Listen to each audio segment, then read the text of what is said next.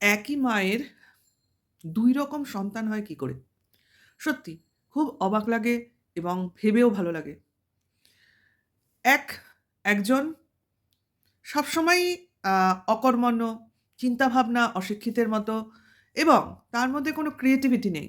আর অপরজন হলো যার পরও নাই কর্মঠ এবং সবসময় সামনে এগিয়ে চলবো, কিছু করবো এই মানসিকতা। নিজের খাটনির প্রতি সে নজর দেয় না। সে শুধু ভাবে কি করে নিজের ফ্যামিলি তার যতই ছোট হোক না কেন, সেটাকে কিভাবে আরো বেশি প্রোটেকশন দিতে পারবে, প্রোটেক্ট করতে পারবে। আর আহ obviously নিজের একটা পরিচয় তুলেই ফেলেছে। গড়ে তো সে অলরেডিই ফেলেছে। কিন্তু সেটাকে কিভাবে বজায় রাখবে? গুডউইল কিভাবে বজায় রাখবে? আশা করি সবার বোঝা হয়ে যাচ্ছে যাদের নিয়ে আমি বলতে চলেছি এবং আগে বলে নিই ওয়েলকাম টু মাই চ্যানেল। আশা করি সবাই ভালো আছেন। আমি চলে আসলাম আমার আজকের দিনের 2nd ভিডিওটা নিয়ে। যারা আমার সঙ্গে থাকবেন ১ম থেকে শেষ অবধি তারা ভালো লাগলে লাইক, কমেন্ট, শেয়ার করে দেবেন। আর যারা নতুন ভালো লাগলে অবশ্য করেই একটা সাবস্ক্রাইব করে নেবেন। হ্যাঁ, আমি বলতে এসেছি সৌমালির কথা। দেখুন, সত্যি আ যে মেয়ে আমি ওর প্রশংসা যতটাই করতে যাই, ততটাই মনে হয় কম পড়ে যাবে। কারণ যে মেয়ে এতটাই ভালোবাসার প্রতি আ অভুক্ত হয়ে রয়েছে, ওর ভালোবাসা যতই ওর হাসব্যান্ড দিক, ও ছেলের কাছ থেকে পাক, আমি জানি ওর হাসব্যান্ড কতটা ওকে ভালোবাসে, কতটা ওকে প্রোটেকশন করে, কতটা ওর পাশে থাকে, সেটা আমার বলে দেওয়ার প্রয়োজন পড়ে না। আমি তো একটা ছোট ক্রিয়েটর। আমি মানুষ হিসেবে কথা বলছি। আমি কোনো ক্রিয়েটর হিসেবে কথা বলছি না। আমি একজন মানুষ হিসেবে কথা বলছি, আমার ভালো লাগার জায়গা থেকে কথা বলছি। দেখেছি ওকে কিভাবে আগলে রাখে, প্রোটেকশন দেয় এবং এই যা আজকে ও হয়ে উঠেছে, এ তো ওর ফ্যামিলির ভালোবাসার জন্যই হয়ে উঠেছে এবং সর্বোপরি ও যেখান থেকে বড় হয়েছে, সেই জায়গার লোকগুলোরও অবদান রয়েছে। অস্বীকার করার কোনো রাস্তা নেই। কিন্তু তবু আমি মা হয়ে বলছি, ও যদি আমার মেয়ে হতো, না মেয়ে হওয়ার মতো বয়স হয়তো জানি না আমি ওর বয়স কত। আমার জানার প্রয়োজন নেই। আমি মনে করি আমি মায়ের মতো ওকে ভালোবাসি, মেয়ের মতো। সেই জায়গা থেকে বলছি। সবসময় বয়সটা কিন্তু ফ্যাক্টর হয় না। আসে নিজের মমতা বোধটা আসলে জেগে ওঠে। সেই থেকে বলছি, বুঝেছেন? কারণ আমার থেকে হয়তো ৭-৮ বছরের ছোটও যদি কেউ থাকে, তাকেও আমি মেয়ের মতো ভালোবাসতে পারি। এটা কিছু অন্যায়ের মধ্যে পড়ে না। বয়স এখানে ফ্যাক্টর নয়। ঠিক আছে? ভালোবাসা থেকে বলছি যে, ওর কোন জায়গাটা যে ফাঁকা, ওর কোন জায়গাটা যে শূন্য, সেটা আমি খুব ভালো করে বুঝতে পারি। আমি আসলে ওর জায়গায় বসে জিনিসটা ফিল করেছি। এই যে বলছি না, আমার চোখে কিন্তু জল চলে আসছে। কারণ আমি এই জিনিসগুলো নিতে পারি না। সরি, আ আমি জানি ও কোন জায়গায় আ কতটা ফাঁকা রয়েছে। কাজেই সত্যি আমার মনে হয় যে মার জায়গাটা মনে হয় জীবনে কেউ নিতে পারে না। সে যতই আমি ভালোবাসা পাই না কেন। মাকে সবসময় পাশে পাওয়া, তার সাথ সঙ্গে চলা, এটা ভাগ্যের ব্যাপার। কাজেই ভাগ্যদেবতা ওকে সব দিয়েছে, ওই জায়গাটা শূন্য করে রেখেছে। যাই হোক, কিন্তু ওকে যা দিয়েছে আমরা ওয়াইটির মানুষ ভালোবাসা দিয়ে শেষ করতে পারব না। তাই চেষ্টা করব যারা ওকে দেখছেন বা দেখেন অলরেডি প্রচুর ওর ভিউয়ার্স, আমার বলাটা মানে বৃথা। তবু যারা নতুন দেখছেন বা যারা কিছুমাত্র ওর সম্বন্ধে ভুল বুঝেছেন তারা অন্তত ওর জায়গাটা, ওর ব্যথাটা বুঝে দেখবেন এবং ওকে ভালোবাসুন। বেশি করে ভালোবাসুন। আহ ওর যা রোজগার সে কিন্তু অলরেডি ও করে ফেলেছে। ওর বর বাড়িতে বসে থাকে না। সেও কিন্তু রোজগেরে। ছেলেকেও সঠিকভাবে তৈরি করার চেষ্টা করছে। ব্লগিং শেখাচ্ছে না কিন্তু। ও কিন্তু শেখায় না, "হ্যালো বন্ধুরা, কেমন আছো?" ও হিন্দিতে ব্লগিং করে। কিন্তু কোনোভাবে ছেলেকে সেইভাবে শেখায় না। লাইক, কমেন্ট, শেয়ার করো, এগুলো তো ইংলিশ কথা। কই বলে না তো। বলে না। কারণ ও জানে লড়াইটা ও কি লড়েছে আর ছেলেকে ও কোন জায়গায় নিতে চাইছে। obviously ওর বাবার মতোই হবে ছেলে, কি আরো বড় হবে। আমরা কি চাই? আমার ছেলেমেয়েরা আমাদের থেকেও আরো ভালো থাকবে, আরো অ্যাচিভ করবে। আ একটা কথা ওর আমার মনে পড়ে, ছোট্ট একটা কথা যে, সবকিছুই যদি ছেলের জন্য করে দিই, তাহলে ছেলে নিজে জীবনে কি অ্যাচিভ করবে? কিছুটা রাস্তায় এগিয়ে দেওয়া হচ্ছে আমাদের কাজ, সঠিক পথটা বেছে নেওয়া অবধি। তারপরে আর তাকে দেখতে হয় না। সে তার নিজের নিজের বাবা-মাকে দেখেছে, সেই শক্তিতে সে সামনে এগিয়ে চলে। এবং আমরা পরবর্তী জীবনে, পরবর্তী সময়ে আরো ওর অ্যাচিভমেন্ট দেখতে পাবো এবং আশা করি আহ ছেলেরও সাকসেস আমরা দেখব। হ্যাঁ? এটা খুব বড় পাওয়া একটা মার জীবনে। যাই হোক, যেটার জন্য আমি বলতে এসেছি সেটা হচ্ছে আমাদের সৌমালির স্ট্রাইক উঠে গেছে। যার ওপর দিয়েছিল একসময় সে তুলে নিয়েছে। আহ ও তুলে নিয়েছে। আমরা সবাই জানি, শিল্পীর নাম নিয়েই বলছি। ও নিজেই ভিডিও করে জানিয়েছে। তারপর আমি এসেছি ভিডিও করতে। ও নিজে বলেছে কপিরাইট স্ট্রাইক যেটা ছিল সেটা আজ ২০ দিন আগেই উঠে গেছে। আমরা একটু দুশ্চিন্তা করছিলাম, একটু করছিলাম। হ্যাঁ, আমি করছিলাম। কারণ আমার শিল্পীকে খুব ভালো লাগে। আমার মনে হয়েছে ও সৎ। ও বলতে চায় ওর কথা পরিষ্কার করে। আমরা বুঝতেও পারি ওর কথা। কাজেই এরকম ক্রিয়েটরকে আমাদের প্রয়োজন, যে কিনা সমাজে স্বচ্ছ বার্তা পৌঁছায়। সেই জায়গা থেকে আমিও কিছু রিকোয়েস্ট জানিয়েছিলাম নানাভাবে। যাই হোক, সে যার রিকোয়েস্ট যেই জানাক, যেই করুক, এটা ২০ দিন আগে উঠে গেছে। এটা আমাদের আ শিল্পী জানালো আমাদের। কাজেই এই নিয়ে আর কথা না বাড়ানোই ভালো।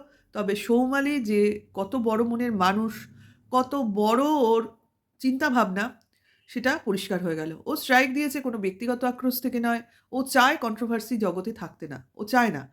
আ সেই জন্যই ও সবাইকে বলতে চেয়েছে, "আমাকে এর থেকে দূরে রাখো। আমি এর মধ্যে ইনভলভড নই। আমি এটা পছন্দ করছি না। কাজেই আমাকে এর মধ্যে টেনো না।" এটা ওর বার্তা। কাজেই সেই বার্তাটা আমরা সবাই শুনবো, সবাই মেনে চলবো এবং ওকে ওর মতো থাকতে দেবো। হ্যাঁ।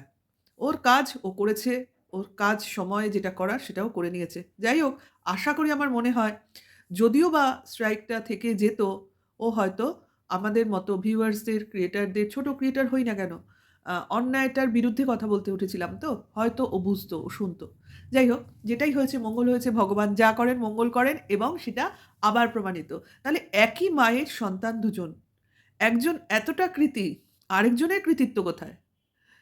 পাশে বসিয়ে তুলনা করে দেখবেন তো কোথায় কৃতিত্ব? আজকে ভাগ্যিস আমি একটা কথা বলতে বাধ্য হচ্ছি। সোমালি হার্ট হবে কিনা জানি না। আমার ভিডিও দেখার কথাও নয় ওর। তবু আমার মনে হয় যে কোনো সন্তানের সামনে তার বাবা-মার সম্বন্ধে বললে কতটা লাগে। সে খারাপ হোক, ভালো হোক, সঙ্গে, সঙ্গে আমার মনে হবে আমার বাবা-মা, আমি বুঝবো তার কি? কিন্তু এই যে তুলনা, এই যে ওয়াইটির প্ল্যাটফর্ম, এটা চলেই আসে। আমার মনে হয় ভাগ্যিস ও ওর মার কাছে ছিল না। তাহলে আজকে আমরা এই সৌমালিকে দেখতে পেতাম না। আজকে এই সৌমালিকে আমরা এতটা বাহবা দিতে পারতাম না, বা ও এই জায়গায় পৌঁছাতেই পারত না। ও কিন্তু ওর ওই ভাইয়ের মতোই আজকেও ওই গ্রামে, ওই পরিবেশে, ওই মানসিকতায় বড় হয়ে উঠত। হতে পারে ভাগ্যদেবতা ওর ভালোই চেয়েছিল। ৩ মাসের কষ্টটা বড় করে দেখার কোনো দরকার নেই আর। আমার মনে হয়। কারণ যেটা হয় ভালো হয়। আর যেটা খারাপ হয় সেটা খারাপই হয়। ১ম থেকেই খারাপ হয়। দেখুন না, তার ভাইকে দেখুন, বাদরের অবস্থাটা দেখুন। যে কিনা, হ্যাঁ, নিজের পরিচিতিই গড়ে তুলতে পারেনি কোনোদিন, কোনোদিন।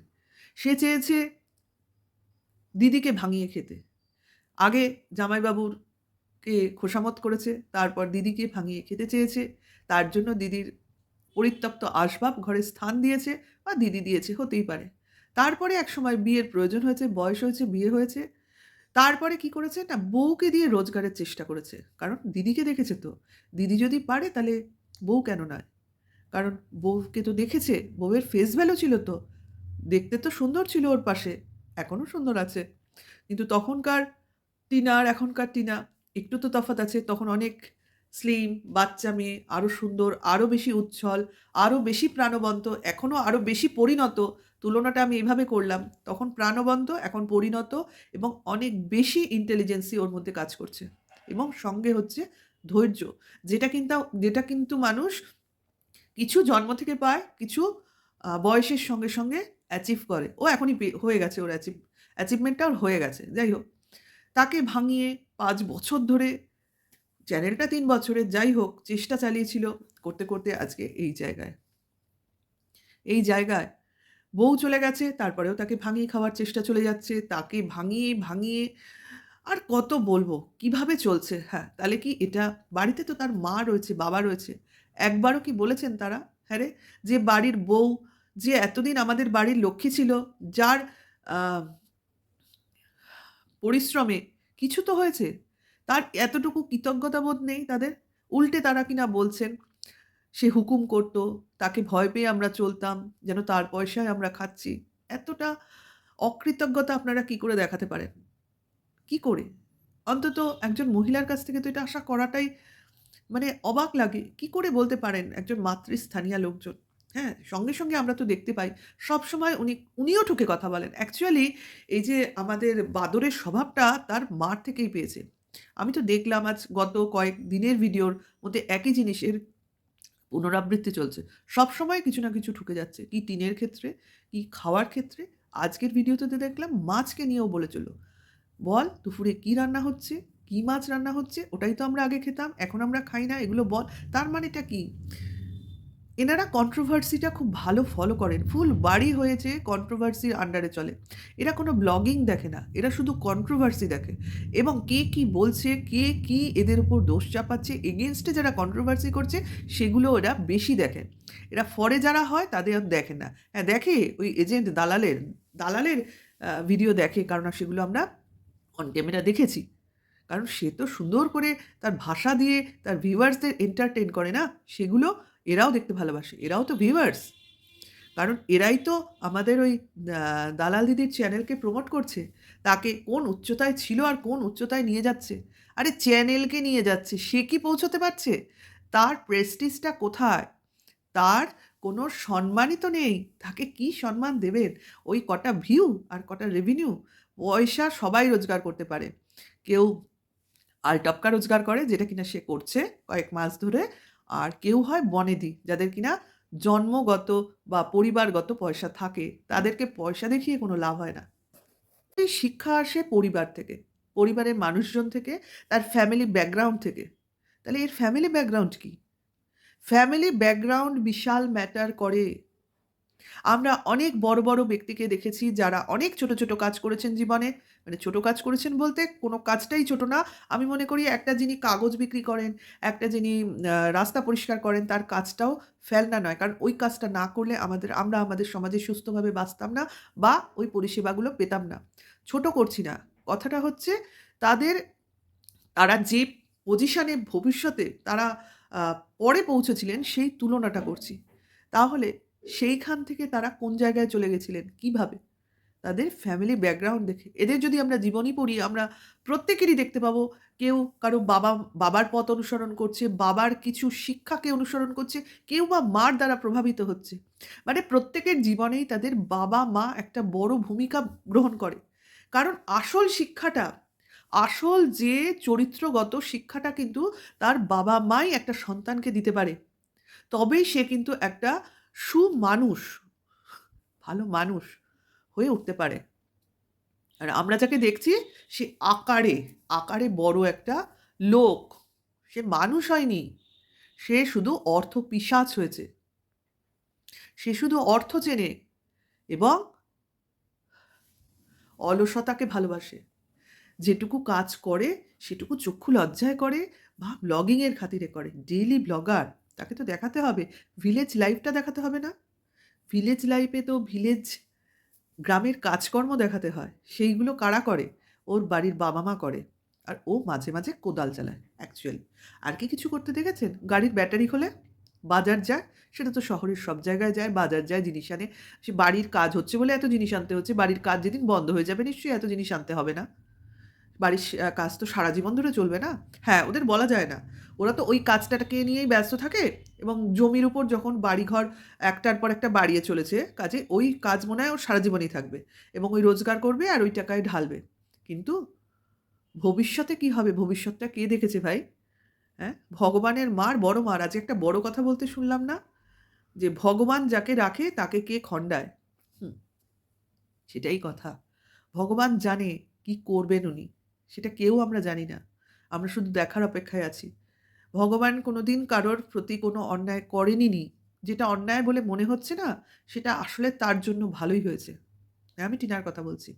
খুব ভালো হয়েছে, খুব বাচ্চা বেঁচেছে এবং জীবনে হয়তো ও এর থেকে বেটার থাকবে। কিন্তু এই দুঃস্বপ্নটা ওকে ভুলতে হবে। ওকে মানুষের মতো মানুষ হয়ে বাঁচতে হবে। হ্যাঁ, ও আর জীবনে কারোর উপর কোনোদিনও ও